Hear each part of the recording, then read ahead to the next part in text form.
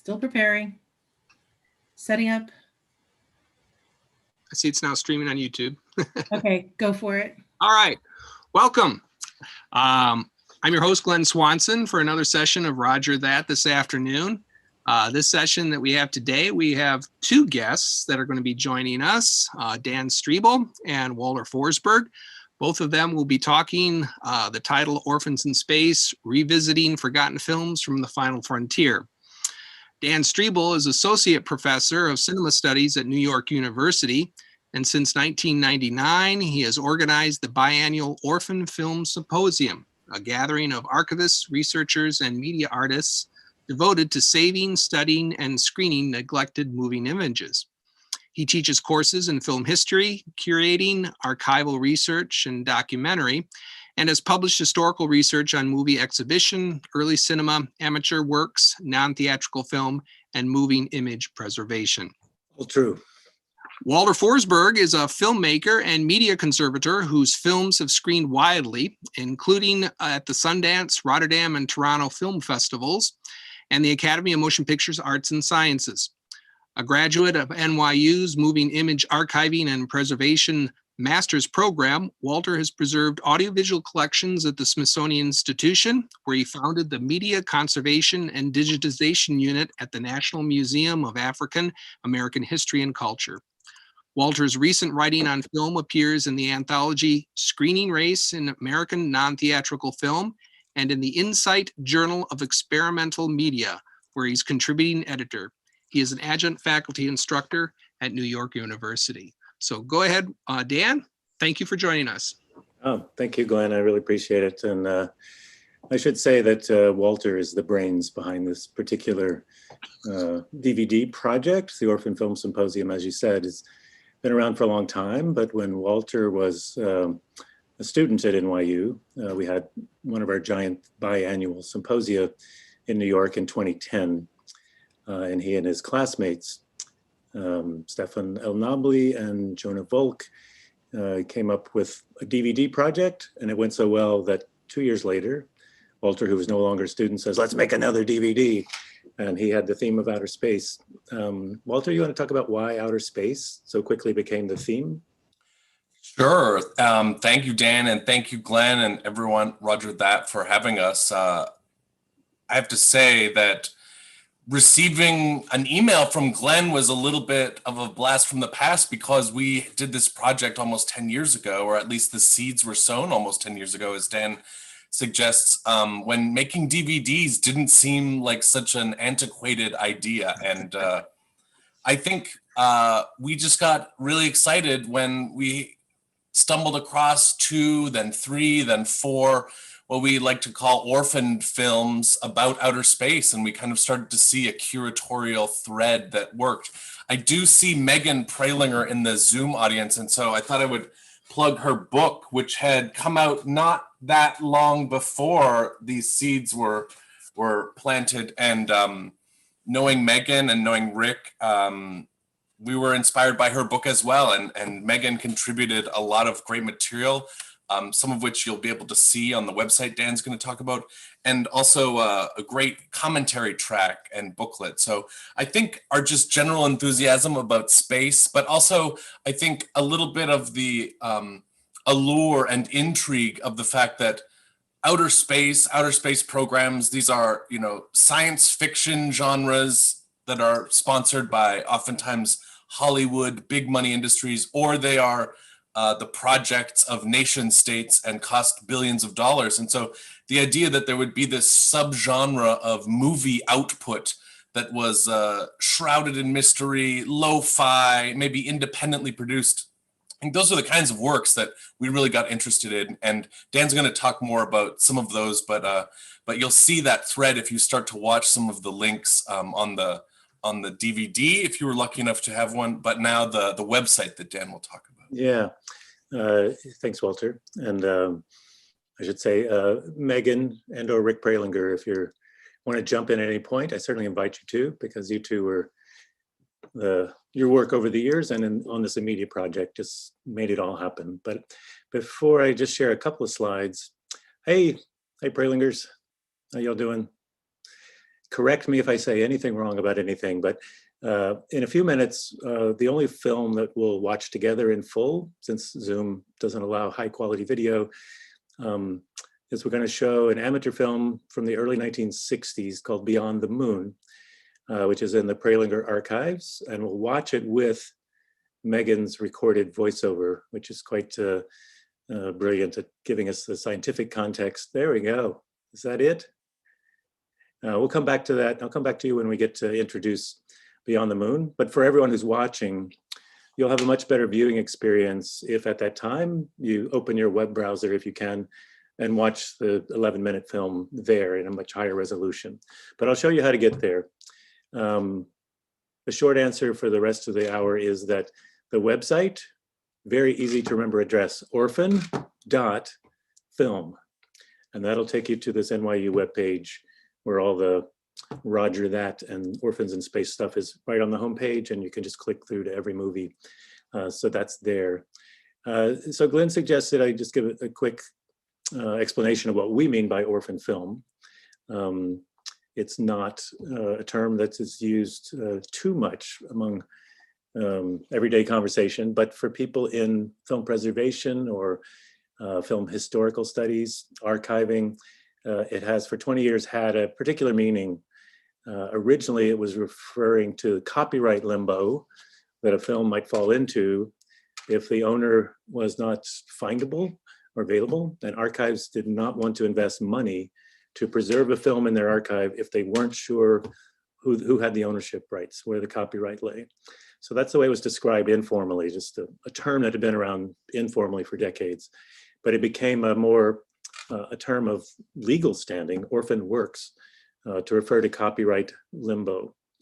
But for the much more broad purposes of the many people who identify with the term and have for 20 years had kind of some people say a movement of doing research, preserving films, showing films, screening them, certainly preserving them as part of it. We mean the term much more broadly, not only films in copyright limbo, but anything that's suffered historical neglect or physical neglect, right, if the film has been deteriorating.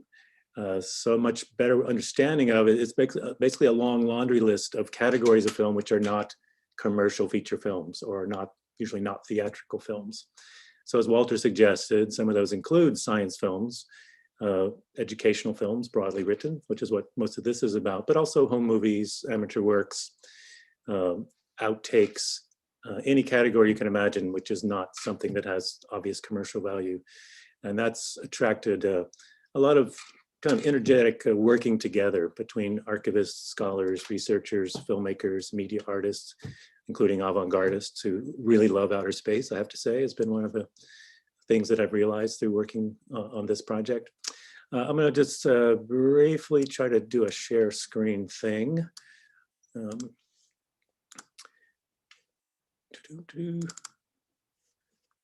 So you should be seeing my keynote slides. If you do, give me a Roger that. So, We see him. good. So I'll dump out of this quickly, but just to say, so this is what the DVD cover looks like. The cover image is actually also quite interesting, and the NYU libraries where Walter was working after graduation, he called my attention to the fact that the first photograph ever taken of the moon was taken by an NYU professor on the top of the building of what early on was NYU near Washington Square, which is where the library is now. And he got a daguerreotype camera as soon as they were available in 1840 and went up to the rooftop and with great intention and study, eventually came up with this daguerreotype photograph of the moon, quarter moon as it is. And that thing survives. You can go to the university archives and they'll bring out this little daguerreotype in a golden frame. There's really a beautiful, amazingly high quality image for something rendered in the year 1840. John Draper was his name. So there's among the other things in the booklet, there's explanation about the history of that photograph and its importance and his significance. But I did want to definitely not neglect the fact that Jonah Folk, who was Walter's classmate, and Elise Moscoso, who was at the time the media preservation head at NYU Libraries, they contributed content. They were curators and also did a lot of the technical work. But again, if you have a web browser and want to go to orphan.film, all these films will just stay up. They're not here for today. They're here to replicate the content of the DVDs. We do have a very small number of them left, but that's part of the operation, right? Because we're in a nonprofit situation. We got all of the 15 contributors, whether filmmakers or archives, whoever, who preserved the stuff and got it to us. We agree we would not sell it. There's not a commercial operation. So we only made 1,000 of the DVD sets. This also may be a good time, Glenn, the image here we see on the right are actually frame grabs I made from the feature-length German silent film, Our Heavenly Bodies, which Roger that is showing tonight at 7:30 is the live Zoom feed.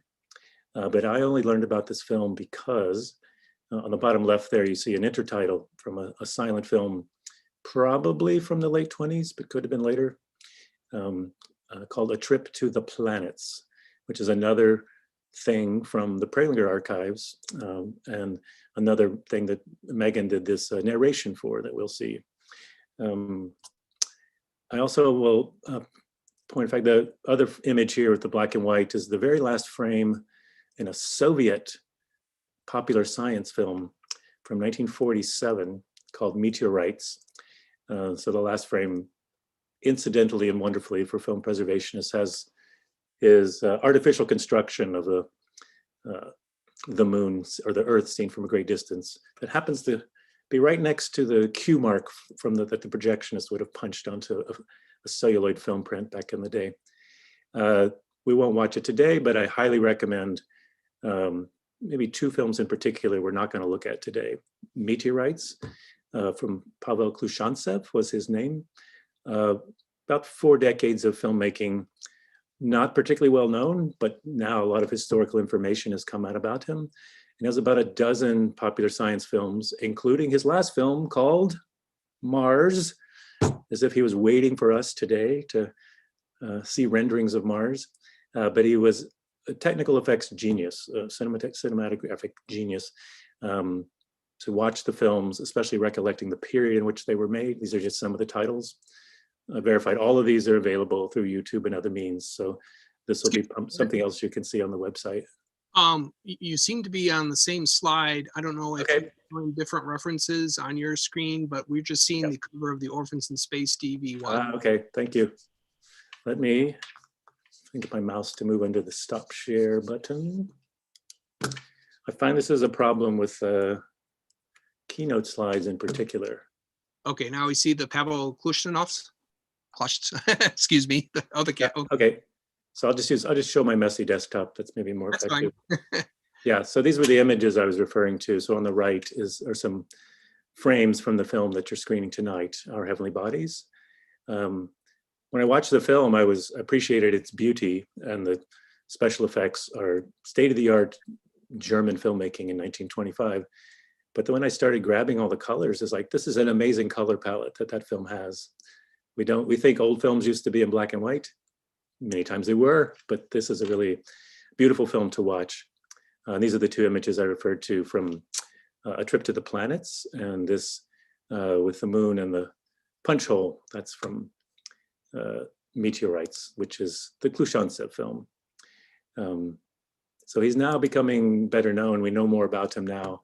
But any of these films are worth checking out. Meteorites it's not on the web anywhere we can find. So because Gosfilmophon, the Russian National Film Archive, shared it for this DVD project, we're able to put it online for you now. So that's one of the things I'd recommend. Here's some of his other great studio props that he built. I was reading last night, he does have a kind of collection of writings that are in a Russian language book. But he wrote extensively about the making of Meteorites. So even though it's a 10-minute popular science film, it had studio support. The props that he had to work up in this kind of jerry-rigged system of shooting miniatures and having black glass mirrors made and yellow filters and infrared film photography. It's quite astonishing. So if you're interested in the technical side of it, Khrushchev is a real, I would say, a revelation. It certainly has been for me. I think now might be a good moment where we stop and watch one of the films together. So again, if you go to orphan.film, you'll land on NYU cyberspace, where there's an introduction and then a layout. So these are the films which are on the 2 discs. And if you click on each one link, it'll take you to a blog post. And in the blog post, there's an embedded link. So we've replicated all of the text that's in this 40-page booklet. If you want to download the original 40-page booklet, it also is available online. Not a problem, but let me just call up Beyond the Moon, for example. I'm going to see if I can play it just in case there are people who can't leave the Zoom in order to go to a different browser. Okay. So I know that it doesn't always work through Zoom, but I'm going to give it a shot. Yeah. Also parked this particular file on archive.org, part of the Prelinger archives there. So before we watch it together, I don't know if Megan and or Rick, if you want to say anything. Most of what Megan wanted to say about it is in the voiceover, but anything else you want us to watch for as we prepare to watch this? I may have to unmute her. So Megan, you can unmute yourself now. Yeah, I don't mean to put you on the spot, but I want to give credit where credit is due.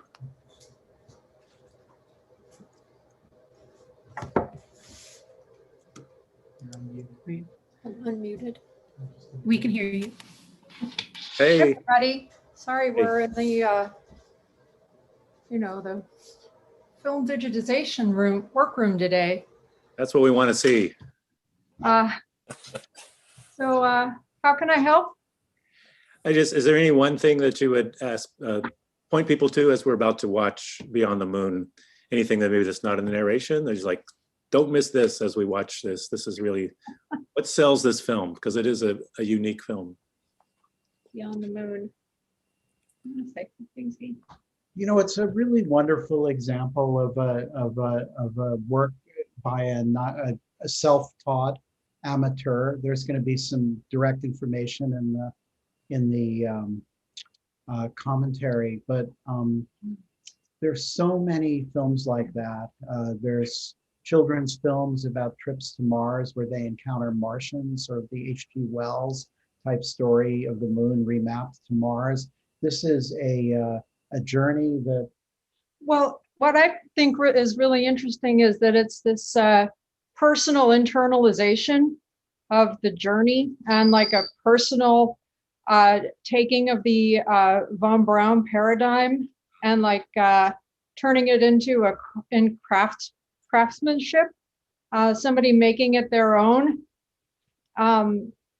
There's this other threads in this conference are talking about the relationship between fan culture and space technology, and this is a kind of unique manifestation. I think that's not found in a lot of other contexts of that relationship between a kind of a fan becoming a maker and relating so directly and personally to the technology. Yeah, no, that's really great. And Okay. I want to thank everyone who arranged for this to coincide with the actual landing on Mars yesterday. So here's an amateur film of extraordinarily value about a rocket landing on Mars in early 1960s. So I'm going to turn my cameras off, and we'll put the movie on full screen, but I encourage you to watch it on the web through your own browser if you want to see it in better quality. So we'll come back in 11 minutes when it's over. Glenn, do you want me to go ahead with that? I unmuted you and now you are muted again. Yeah. Oh, thumbs up. Okay. Roger that. All right. So I'm going to share screen, share sound, and we'll see how this goes. Oh, I can't share my computer audio because I don't have a Zoom audio device. So I don't think that's going to work. Does somebody have a Zoom audio device among our co-hosts? Can Dan stream it through his and we'll just watch his live from his desktop? I'll give it a shot. Okay, stop share.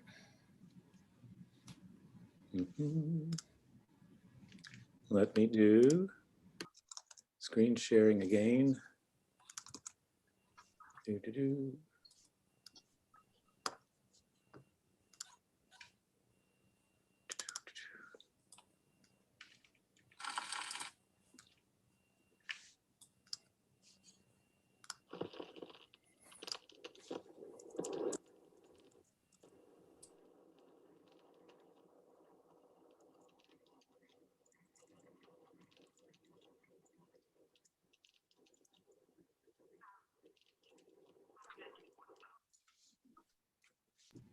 We're not really getting any sound.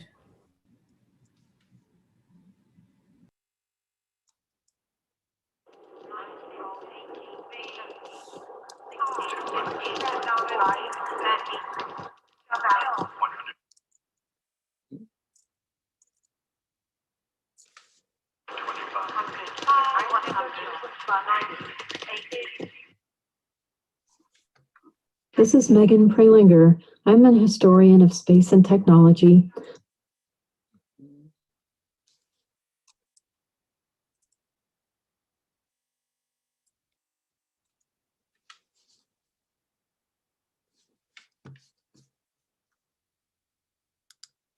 I'm also co-principal of the Prelinger Film.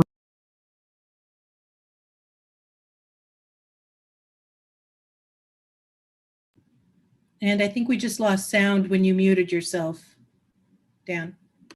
To Beyond the Moon. Better. I'll talk about what it is that Barnes has built, the history of the story that's told in this film, and explain a bit about its social and technological context.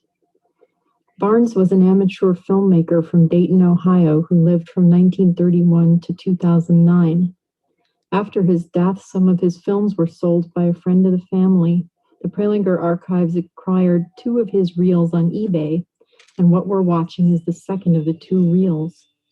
The films were made by Barnes between 1960 and 1962. The first reel, not shown, shows Barnes himself working in his workshop, building all the models and sets that he then utilizes to tell a story here in Beyond the Moon.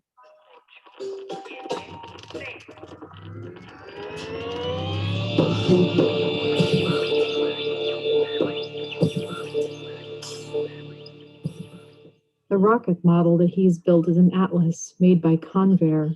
The model was made by the Revell Model Company, who are still in business making models. One of the current products listed on their website is a model of the Space Shuttle Discovery.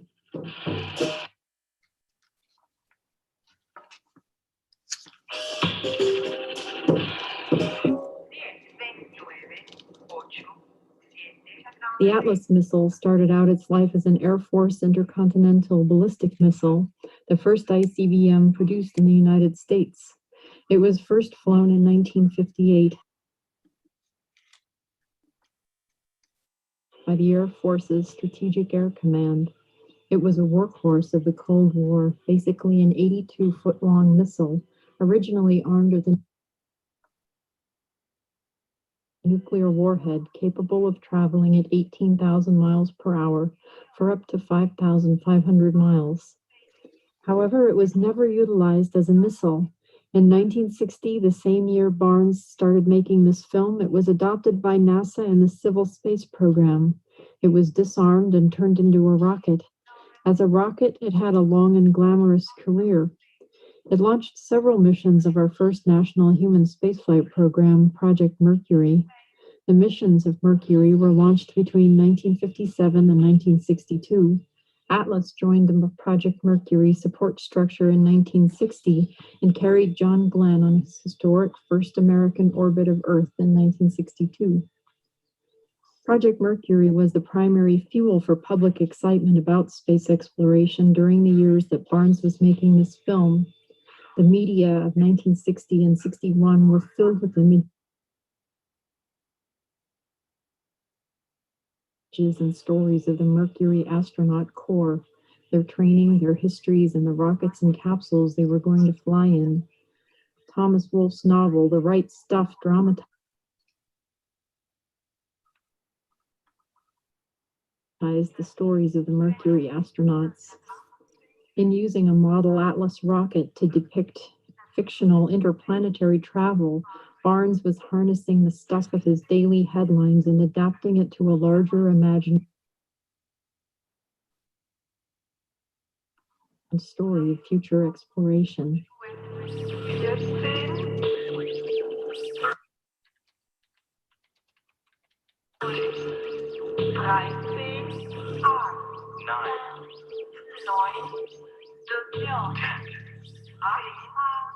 Beyond the Moon tells an ambitious story. Forgive me for giving away the ending, but this spacecraft is going to reach Mars. But in fact, Barnes is not telling a personal made-up story, rather a very particular story that was publicly well known. The idea that space exploration will proceed from Earth toward a wheel-shaped space station, then to the Moon, and then beyond the Moon to Mars is a classic story. It originated with the German rocket engineer Wernher von Braun in the 1950s, and through his efforts to promote it as an inevitability, it came to be known as the von Braun paradigm. Between 1952 and 1954, Collier's magazine ran a series of articles promoting space exploration that were driven by interviews with von Braun and his close colleagues and followers. The articles were lushly illustrated by several prominent space artists, including Fred Freeman, Rolf Klepp, and Chesley Bonestell. The film we're watching right now draws heavily on the imagery and the ideas about space exploration that were originally most clearly and succinctly expressed in both text and image in those articles. We can't know whether or not Barnes read the Collier's articles, but it doesn't matter.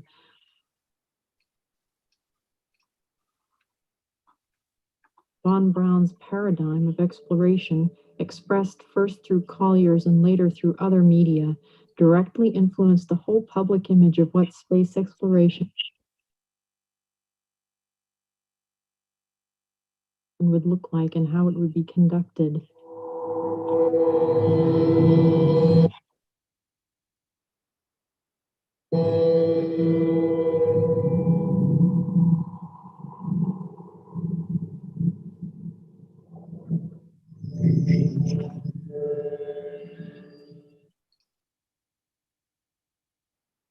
Now we see the separation of the spacecraft from its booster rockets.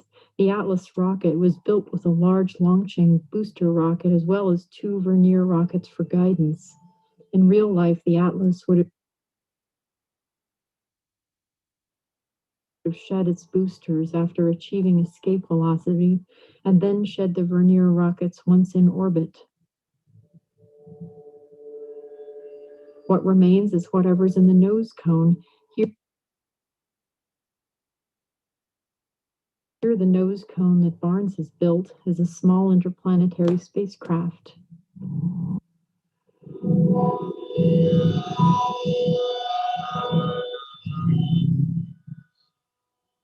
The wheel-shaped space station is prominent in the Collier's articles as it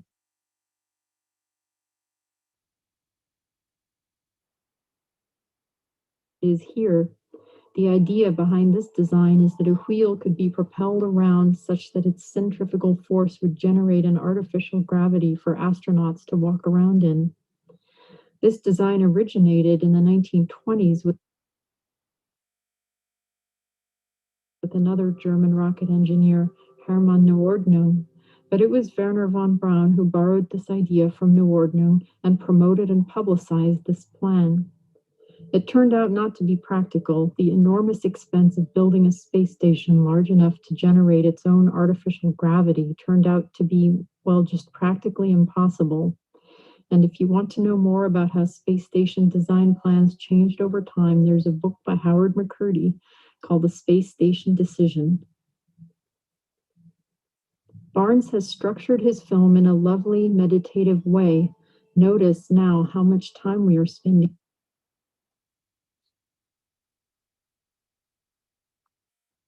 in getting to Mars. This is not a quick payoff action flick.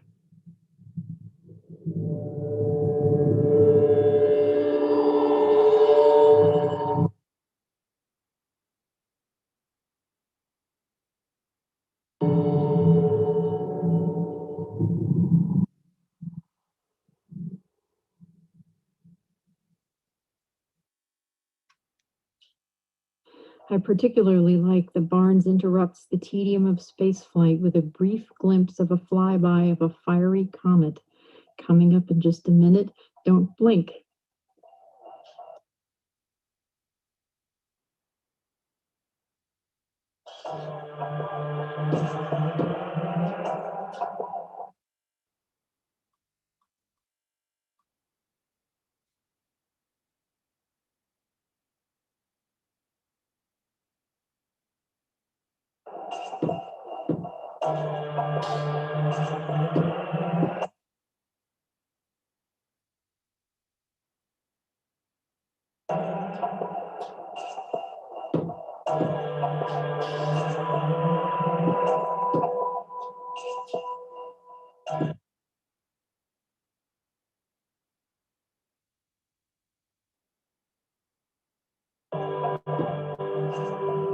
In a minute, Mars will come into view. In depicting Mars, Barnes has opted for a retro classical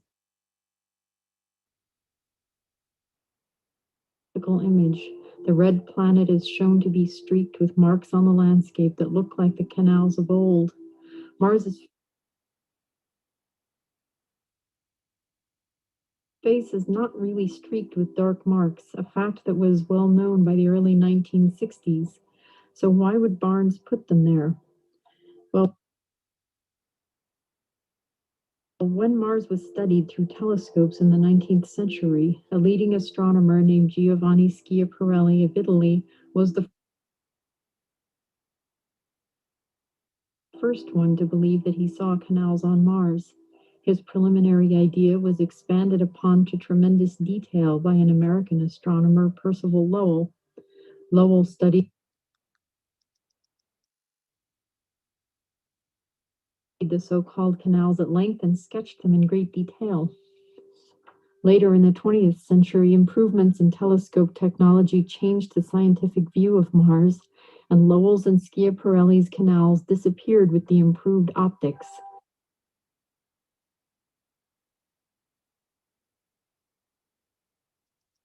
Later astronomers replicated the optical errors that caused Mars to appear streaked. The canal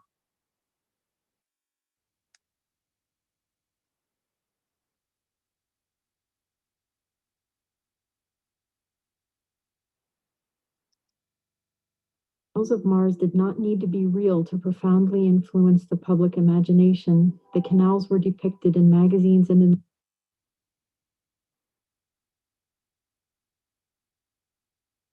literature and generated enormous speculation that they might be visible expressions of earthworks of an advanced civilization.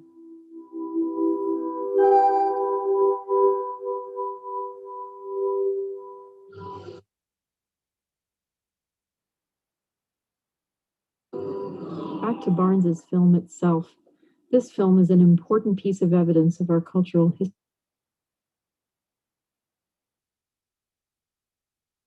history. That's because of the deep expression of one citizen's affection for space exploration. Barnes has studied and internalized the contemporary goings-on around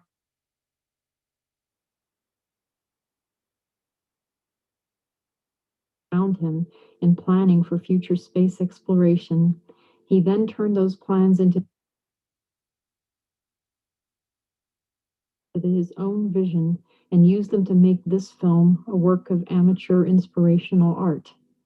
Thanks for listening, and see you in the next movie. And thanks to Caitlin Hammer for research on Robert Barnes.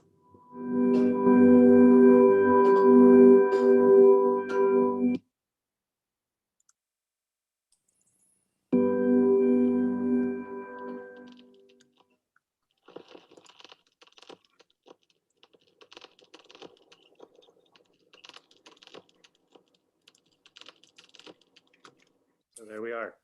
Great. I hope everyone enjoyed that. I hope everyone had the chance to watch that maybe on the browser, a little less jumpy, but then on the Zoom. But if you didn't, remember, you can navigate to orphan.film and enjoy what I was thinking about, we might think of as increments of archiving. You know, we heard Megan talk about how Rick and Megan purchased the Barnes film on eBay, and whoever had decided to make them available for sale on or for purchase on eBay, you know, performed a little incremental act of archiving instead of dumpstering those home movies. You know, that was a really important thing. And of course, Rick and Megan, by transferring the film to video, themselves enacted a really important increment. Now, when the DVD came out in 2011, 2012, and we immediately, quote unquote, sold out of our non-commercial free DVD, but I think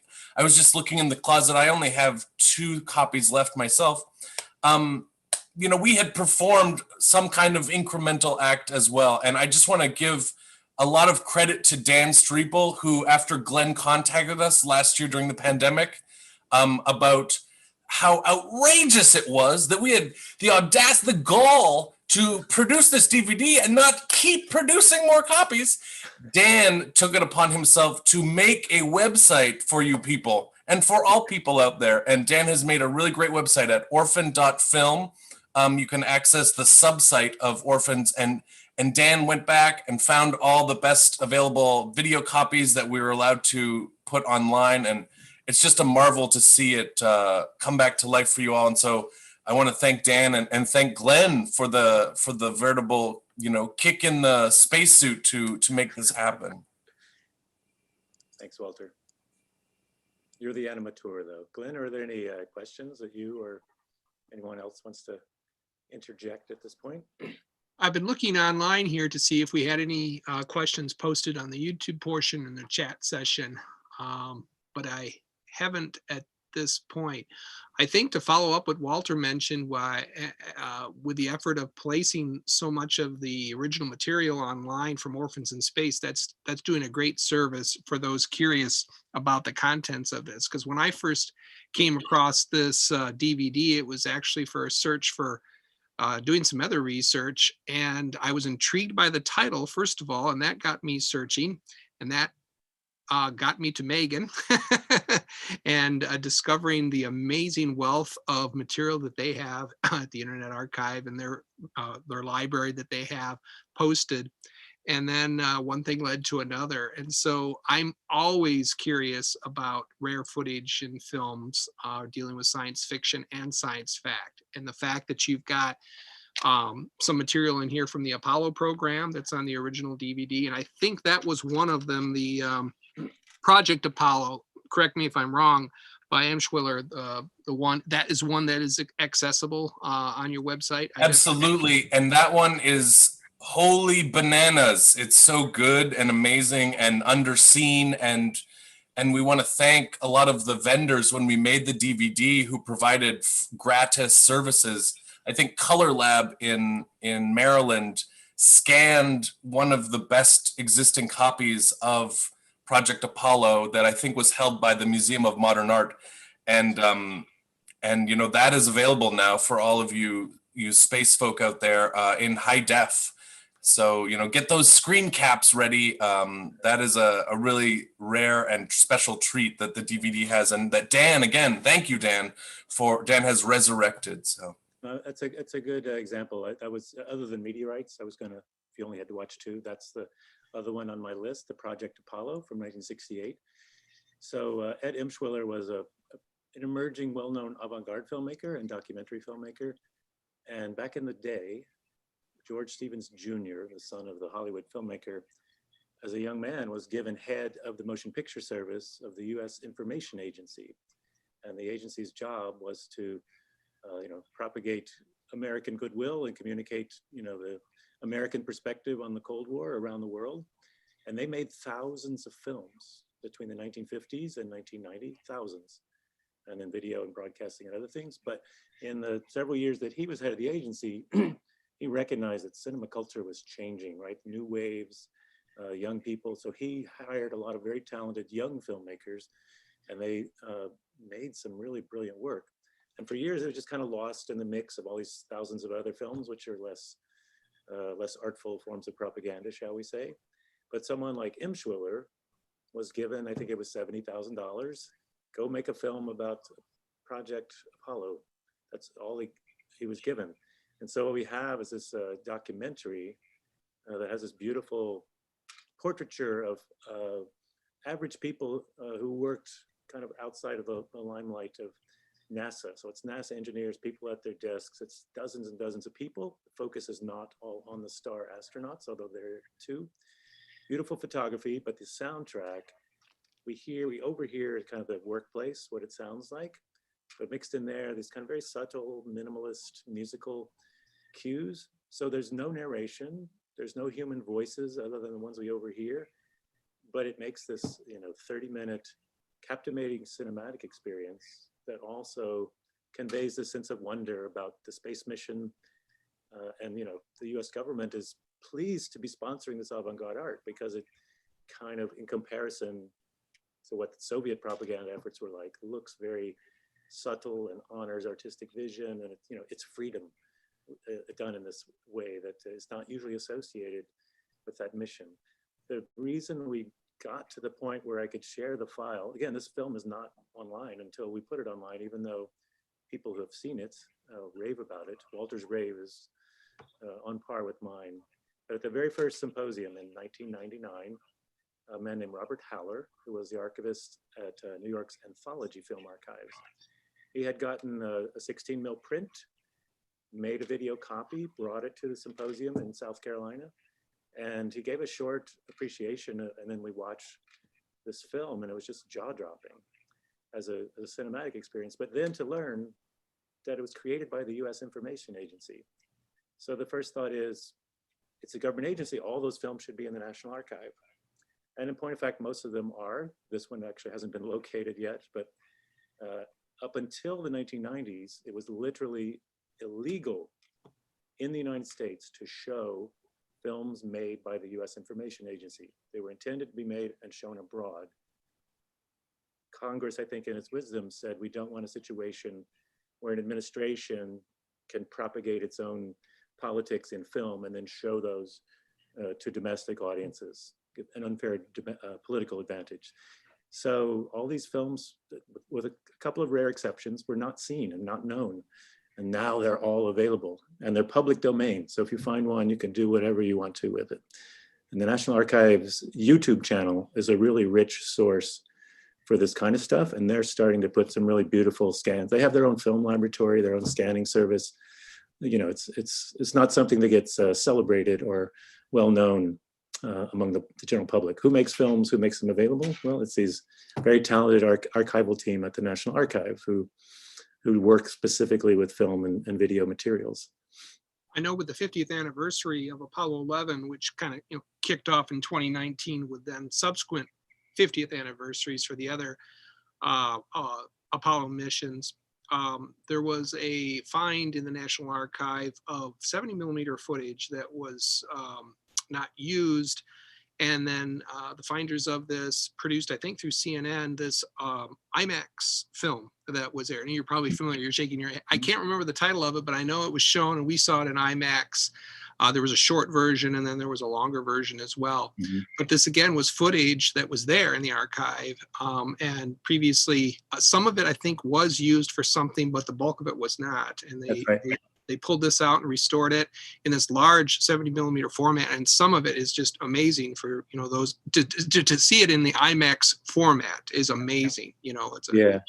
That's another, thing to say. First of all, NASA alone, but government systems worldwide produce all this stuff. And most of it does go unseen because it's not meant for, cinematic and theatrical experience. And that's a great example. But it always blew my mind when I first learned about that. If you go to the George Eastman Museum in the Rochester, New York, they have the 70 millimeter camera, which was on board Apollo mission. It's like, so I knew about video and I knew about small group cameras, but the fact that they put a 70 millimeter camera, captured it on, the negative, shipped back to Earth to create the glorious footage that you're seeing, that's kind of mind blowing. giving how little space was available in the capsule. The idea that they film and recording image was so important that they went to the lengths to put a 70 millimeter camera on board is really amazing. And I encourage folks to definitely go and check out the film Project Apollo on the website there. And I think you'll find an interesting backstory with the producer of that film and a connection to 2001: A Space Odyssey. We don't have time to go into that now, but through the commentary and then also through a copy of the booklet, which I have a print copy of here. This is the one that was included in the original DVD, but you can download this, the print booklet, which is a beautiful piece of work in itself. Very well printed, and lots of good information is here. But I encourage you to, click on those and get those, because we're running out of time.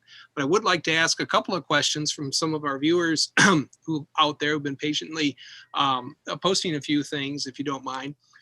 Ken has a question. He says here, I know of a friend who produced a film of a similar topic and vintage to that which you just screened. Are you interested in adding such a film to your archive? Yes. The short answer is yes. I don't have an archive, but if you get in touch with Walter or me, we're happy to help. If we can find homes for films that don't have archives, that's great. So Ken, you could probably email, I know Dan for sure, his email address is publicly accessible through New York University. I think you could just Google him to get him. But if you can't get in touch with him, certainly email us and we'll forward details so that the two of you can get in connection. But we have another question too, and this is from Dina. One of our co-hosts, of course, is, will there be an Orphans in Space 2? I would say not specifically on DVD, but most of our orientation now is to getting quality presentation on the web. I mean, the most signal thing that we do as a collective of people is have biannual 4-day symposia. This last year, 2020, it was going to be in Amsterdam. Obviously didn't happen, but we did, thanks to Walter's engineering in Mexico City. We had 4 days of 10 sessions with 80 speakers, and they had queued up all these beautiful films. You can see all of that material if you go to the same website and click on the 2020 link. The theme there was water, climate, and migration. Those were our 3 films. So again, lots of science films. They're very international. That's the other exciting thing about this, is that archivists around the world kind of rally around this term. So if they have something that they're not going to get funding for, but they want to give attention to, this is a venue for that. So we try to make as much of that material available. And if it's not NYU hosting it on its own server, the website points people to where you can watch the films or who you can get in touch with to learn more. So it's a network, and we're happy to anyone who wants to just join in, jump in the network, write to me, write to Walter, write to anyone whose name you see there. It's a very convivial community of people. We have less than 1 minute left, and I just wanted to place a plug as we close this wonderful session with folks to encourage them to join us this evening at 7:30 for a live streaming showing of Our Heavenly Bodies. We mentioned that briefly at the beginning from 1925, the silent film. It is going to be shown, streamed live with a live Wurlitzer organ accompaniment. And for those who aren't familiar with the Wurlitzer organ, if you've seen Phantom of the Opera, okay, it's a huge organ with an amazing sound. And so the Public Museum, our partner in Roger That, has an organist who is going to has created an original accompaniment to the silent film, and they're going to be showing that live, and that's free also this evening, but you do need to register. And so I encourage you to go to the Roger That link to register if you haven't already. They're limiting it to 100 registrants, but that's families or homes. So obviously if there's more than one person, they'll be able to see it, but please do that. But if you can't make it to see it, if registration does close, we will be showing that, recording that, so you'll be able to see it again live, or not live, but as a recording. So if you can't miss it, can't see it tonight, you can watch it later. So with that, I'm going to close our session, which has been amazing, just not enough time for everything. And thank you, Dan, so much, and Walter also for joining us. Thank you, Glenn. And we'll hopefully keep in touch. You've been doing amazing work. Thank you. This was a pleasure. Thank you. Okay. Thank you so much.